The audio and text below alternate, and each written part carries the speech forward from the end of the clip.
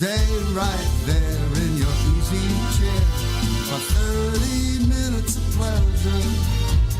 Don't you go, it's Melinda's show. It's the talk of the desert. It's the talk of the desert with Melinda Read. I just love coming home at night. I turn around, she's a treasure. Everyone and everywhere I go, she's the talk of the desert. Now, here's Melinda. Well, here we go again with the 23rd annual Jim Cook Day of Hope for Diabetes at the Annenberg Health Sciences Building on the campus of Eisenhower Medical Center.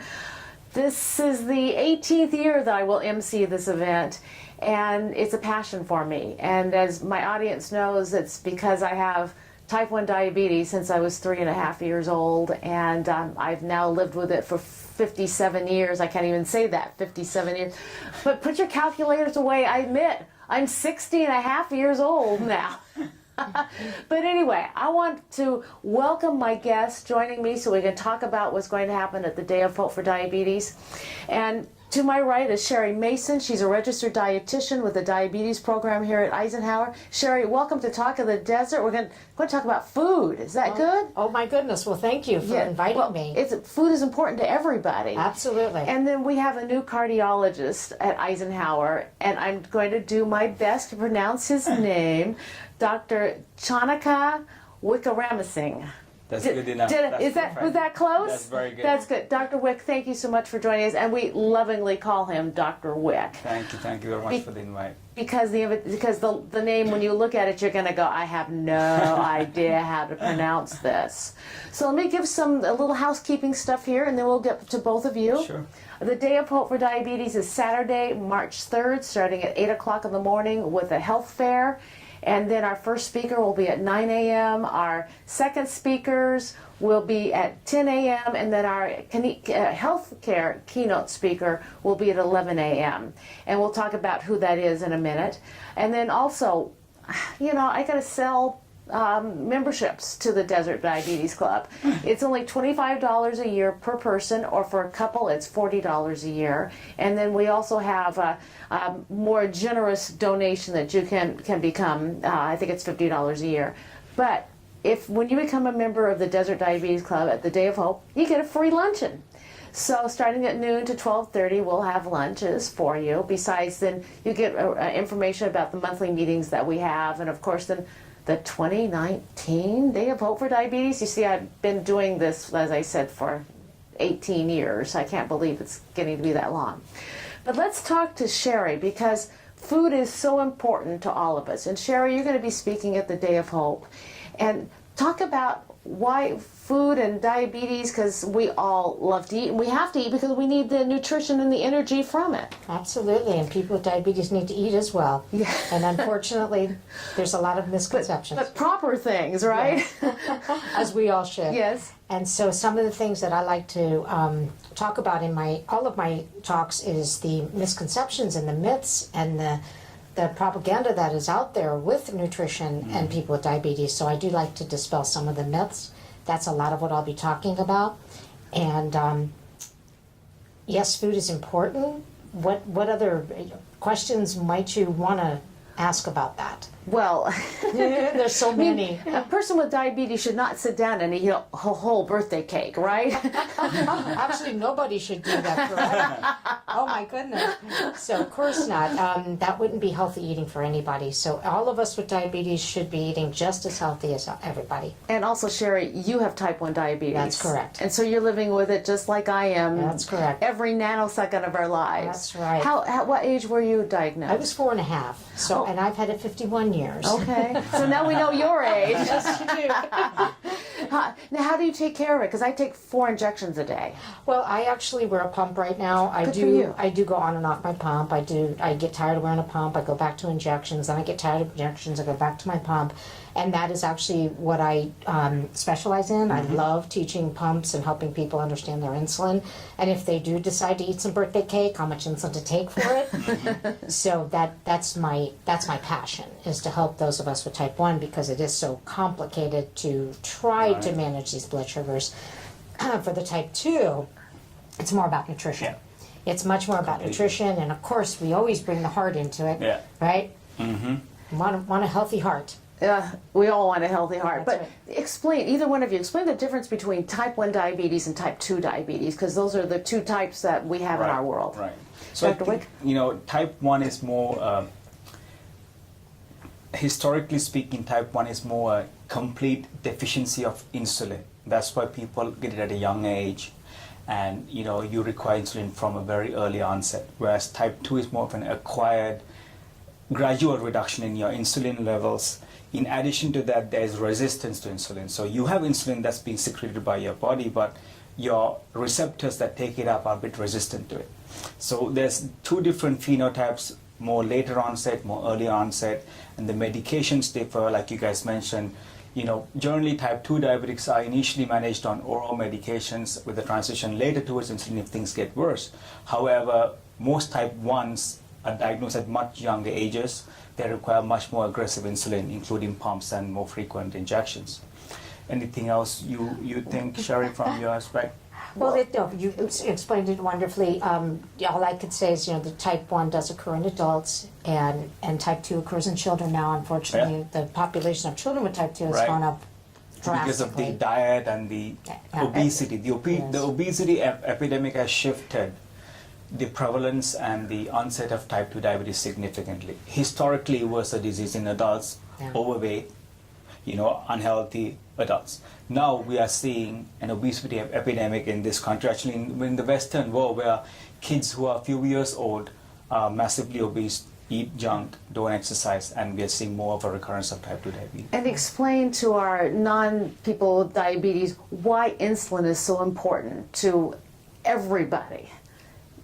Metabolizes the food we eat, right? So the way I explain it to patients, I simplify it down to, just the simplest possible way, that insulin is our fuel pump. And without insulin, you would be dead. You cannot live without it, just like you cannot live without a heart. So insulin's job is to convert the fuel to energy. So it takes the fuel, which is the sugar and the fat from the blood, puts it into the cells for energy.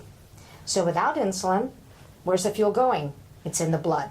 And that's where you find it, is it's high in the blood, and that's how diabetes is diagnosed. So insulin is absolutely essential for life. So the difference, like Dr. Wick was saying, is the type 2s still produce insulin, just not quite enough. So when they eat food, their food is not being metabolized the way it should. The fuel pump isn't working, so their blood sugars are elevated from food, unfortunately. So that's why food is more important with the type 2, because they're still producing insulin. Right. Whereas those of us with type 1, doesn't matter what we eat, we have to take There's no insulin. We have to take it artificially, however we do that, like injections or the pump, and there's some other things that are working on the road for us that live with type 1. But now, Dr. Wick, let's introduce you, because most people don't know who you are here in the desert, and they're going to have to get to know you. Right. Because Dr. Barry Hackshaw, who everybody that I know that saw a cardiologist went to Dr. Hackshaw, including my mom, and he decided to retire. What I liked about Dr. Hackshaw is he'd walk into the examining room and say, like to my mom, "Oh, how's my girlfriend today?" Because a lot of widows in this desert, You didn't know that. Did you know that? You didn't know that. Yeah. Well, Dr. Wick, tell us a little bit about your background and why you decided to get into medicine and your travels across the globe to be here in our desert. So by birth, I am from a country called Sri Lanka, which is a small island in South Asia, right below India. A lot of people mistake me for being Indian because we all look alike, but by origins, I'm Sri Lankan. But I left when I was about 5 years old, and I moved to Saudi Arabia because my dad worked there for industries, and then from there, I moved to UK, London. I did my high school and med school in London, UK. And then afterwards, I always thought the forefront of medicine was in the USA. The most advances in technology, research, everything was more occurring at a more faster pace in the USA. So I decided to move across the ocean and come to the US. But what attracted you to go into medicine? Into medicine, so two things. Partly, there was a lot of physicians in my family. And it made, from a very young age, I was exposed to medicine. I would hear about them talking about medicine over dinner, over get-togethers about patients, what they, interesting cases. So I always found it interesting. The second thing was in school, I always felt I was better at the sciences than economics or math. So it felt more natural to pursue that path. And then during my residency and training, cardiology became it came naturally to me. I felt like it was a center of physiology, pharmacology, where everything made sense. We were able to treat somebody, see immediate effects of it. And that was very fascinating, and that was why I chose to pursue my career down path of cardiology. And then most recently, before I moved to the desert, I was at UCLA. I did my training at UCLA in Los Angeles, and then I heard Dr. Hackshaw was retiring, and I had put out my resume to see if there was any jobs out in the suburbs. And he reached out to me, and the rest is history. And part of that is because you have a young child. Right. And you didn't want to raise him in Los Angeles. So. Exactly. And so how did Dr. Hackshaw find you to replace his position here at Eisenhower? You're going to have to ask him that question. Okay. And do you know why he chose you? I guess he saw something in me. Well, I know your nurse, Mary Lou, when I took my mom into the last appointment with you, she says when she just walked out of the room, she said, Dr. Wick's the best. She's very kind. So you pay her a lot, is that right? I do. I pay her under the table a lot of money to say good things about her. So what was your transition like from UCLA here to Eisenhower Medical Center? I think the biggest difference was the patient population. UCLA, inner city, big Los Angeles, the average age of the patient was much less. A lot of patients were non-compliant. They didn't have a good understanding of their disease. They would not keep up with their appointments, and we would get, being a tertiary referral center, we would get very end-stage sick patients. So it was very acute cardiac care, whereas my patient population here is very educated for the most part. They're very in tune with their medications. They know a lot about their health. They know a lot about diabetes, their cardiology. They are interested in taking an active role in looking after their health. And that, as a physician, makes it very easy to look after them, because if they understand their disease and they're interested in learning it and working with you to get better, it makes your life a whole lot better. Well, that's what I would say about, that's why we have the Day of Hope for Diabetes every year here at the Annenberg Center, because we want people who live with diabetes, you've got to be actively involved with the disease. Right. You have to actually be your own doctor. Right. And so, don't you agree, Yes, Sherri? absolutely. Yes. Absolutely. Now, how many blood tests do you do a day? Well, I wear a sensor. Oh, you do? Okay. So it's, every 5 minutes. So testing the blood with a sensor is, a couple times, maybe 3 times a day. But if you're not wearing a sensor, I recommend for those on insulin a minimum 4 times a day, minimum. And that's still not enough information. And because diabetes affects every part of our bodies, everything, every cell in our body, but heart disease and heart attacks is one of the problems with the complications of the diabetes. Right. And that's where you come in, Right, Dr. Wick. Exactly. That's one of the most common complications from long-standing diabetes, and it's because, like Sherri mentioned, when you don't have that insulin in your body, your fuel builds up. The fuel is sugar. Sugar builds up and it starts depositing and destroying every cell in your body. So it affects your central nervous system, which causes stroke. So that falls into cardiovascular disease. It affects your heart, makes you have something called congestive heart failure, where your heart gets weak. And that's a different entity to a heart attack. A heart attack is a myocardial infarction where you have a blockage. So poorly controlled diabetes increases your risk of developing blockages in the blood vessels that supply your heart. And that causes you to have MIs or myocardial infarctions, weakened heart. In addition to that, we all have blood vessels in our neck, down our legs. So you get blockages in them. You get something called peripheral vascular disease, carotid artery disease. So it's a pretty wide spectrum. And one of the issues is, typical description of somebody having a heart attack is chest pain when they walk, going down the left arm. Diabetics don't typically have that presentation, because if the sugars are very high and they're uncontrolled, they get something called neuropathy, which is where their nerves get damaged. So if you don't have normal nervous innervation of your heart, those signals are not the same as somebody without diabetes. So it's not uncommon to see a diabetic patient having a heart attack or a heart issue and just have very vague symptoms of feeling tired, more, weak. And, that's why it's a very difficult disease in terms of managing cardiac complications, because it's not very obvious, it's very silent. Silent heart attacks are a common thing with extreme, poorly controlled diabetics. Well, then how do you know you're having a silent heart attack if there's not any symptoms? It's very difficult. That's why you have to have a very high suspicion when you see a diabetic person with non-specific symptoms, especially if they are not controlled. If their diabetes is well controlled, if their A1C and their fasting sugars are well controlled, the chances of developing what we call macrovascular, so there's microvascular complications and macrovascular. Microvascular is your neuropathy and stuff like that. Macrovascular is heart attacks, strokes, the big blood vessels. If you are a well-controlled diabetic, the chance of macrovascular complications are much less.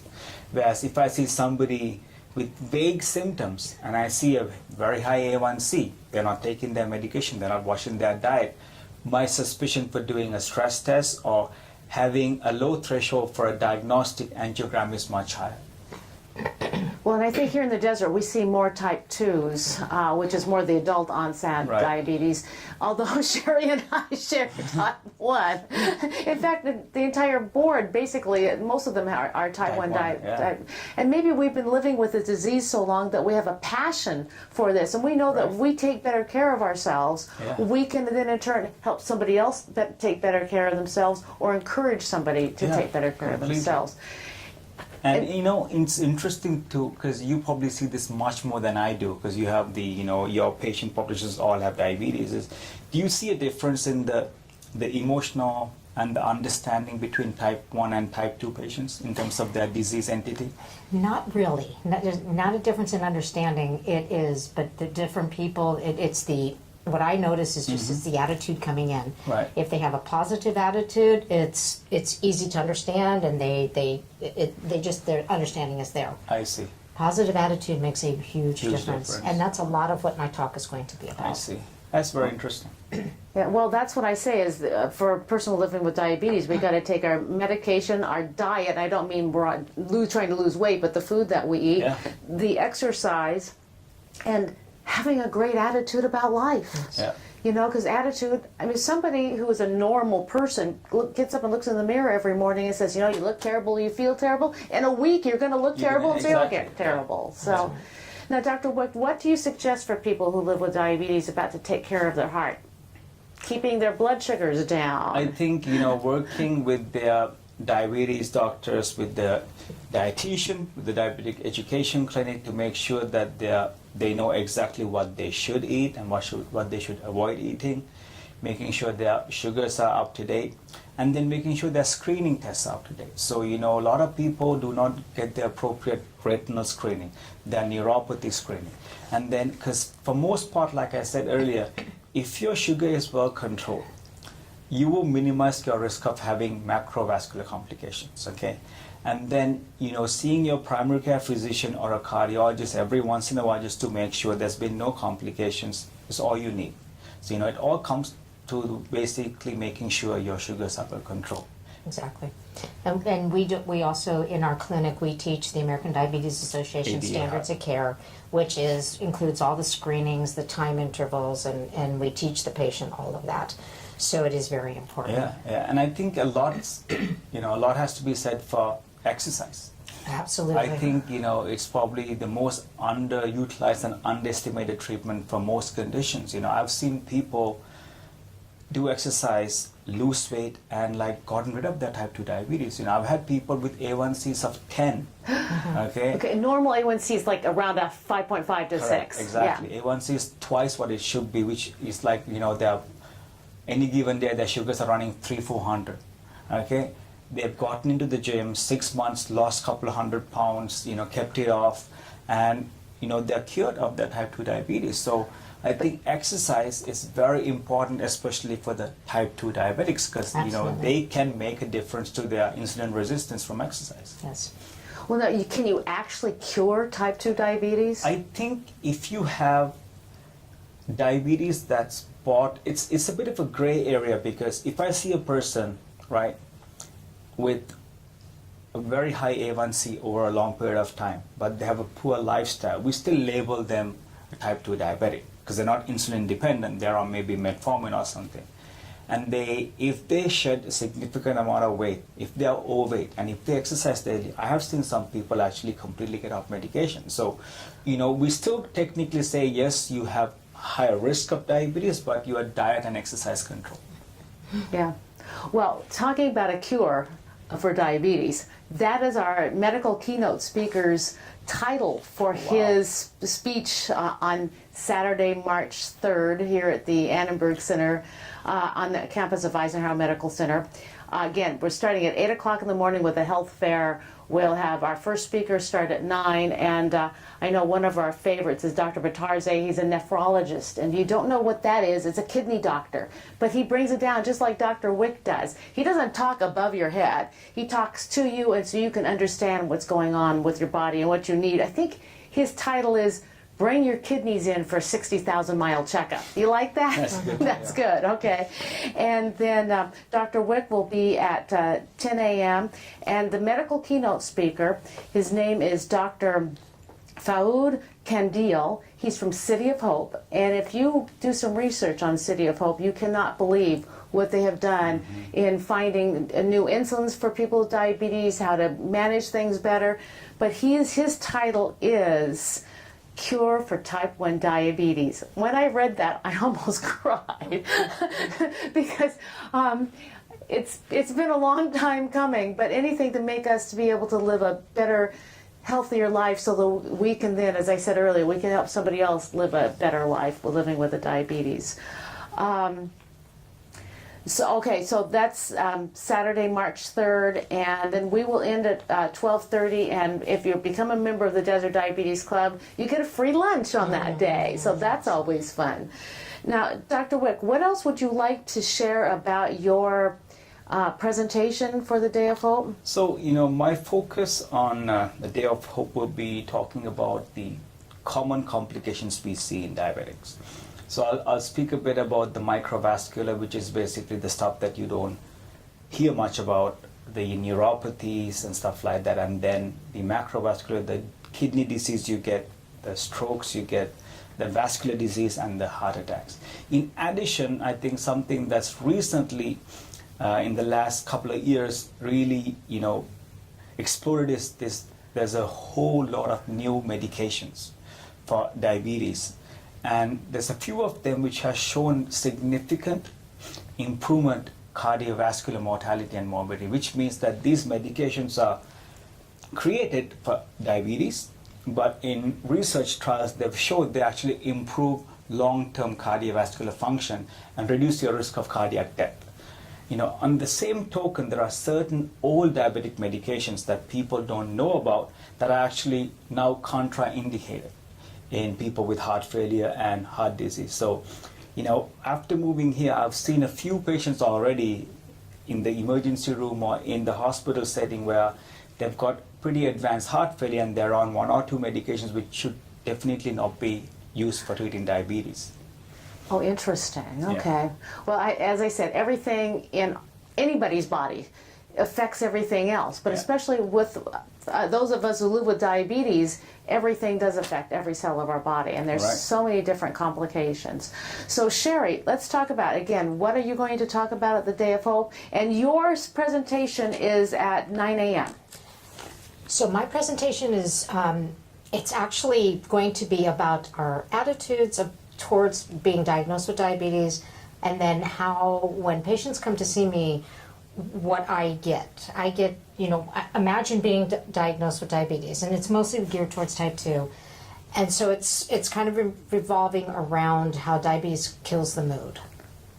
And that's my presentation. It's all about it kills the mood and how can we change that mood. The emotional effects of it.